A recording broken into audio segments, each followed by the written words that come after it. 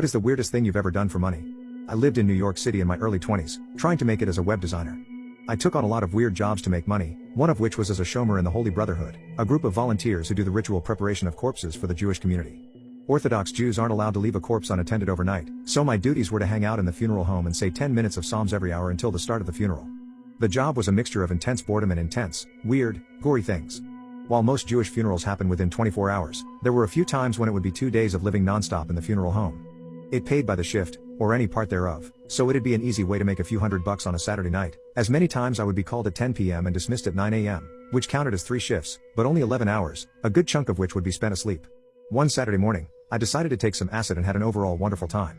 I was still tripping by nightfall, and I got the call asking if I would want to participate in a removal, which paid extra. I said yes, not knowing what would be involved, and hurried to the funeral home. I was introduced to O'Gravy, the oldest and longest serving staff member there. He had been working there for 50 years. He didn't talk much. He had an unusual accent from A Life in the Sticks. He would pronounce okay as "okay," for example. He had an egg-shaped, glistening bald head glittering with pulsing green veins and a set of eyes bulging from behind his round gold-rimmed glasses. After a quick change into something more formal, we hopped into the station wagon hearse as he, befuddled by the hand gear on the side of the steering wheel, drove with the same skill one could expect from a nearsighted octogenarian. We made it to the hospital and waited for a security guard to grant us access to the huge loading basement, which reeked of Fritos and filthy laundry. We removed one of the wheeled stretchers, or structures as O'Gravy called them, up to the 8th floor of the A building. There, we found Mr. Abramowitz and his deceased mother, Sadie. The skin behind his hooked nose was wrinkled with sadness and worry. Sadie herself lay in a bundle of sheets and pillows, engulfed in a sea of fluid-filled cables snaking into her heart, bladder, and onto her fingertips. Mr. Abramson spoke in nasal doubles, repeating himself several times after every point. He asked if I was experienced in removing tubes while retaining all bodily fluids, and I answered that I was not. Neither was O'Gravy. We fetched a nurse, who had to go through 3 more nurses, a massively fat rabbi with a ridiculously girlish high-pitched squealing voice, and finally, a fellow Brotherhood member to finally get it right.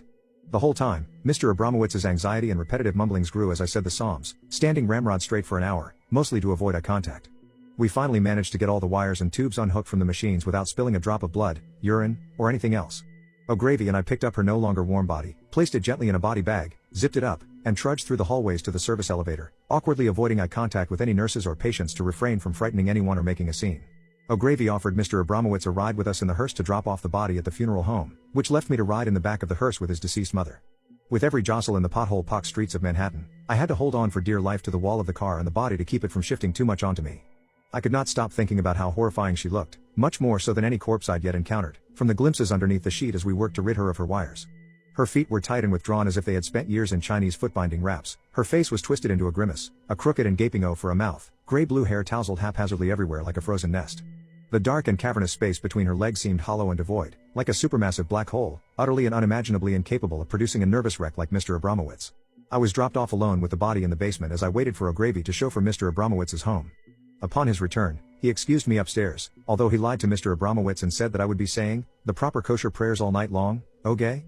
The funeral home would often tell people we would be saying prayers constantly, but we were allowed to sleep from midnight until 6 a.m. so that is what I typically did.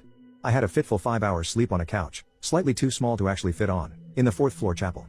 I awoke, had 3 cups of coffee, an oxy, and a small J, and found myself alternating between writing this experience and saying psalms when someone came in and ushered me and the now rigorous Mortis Sadie to the chapel where the funeral was to be held.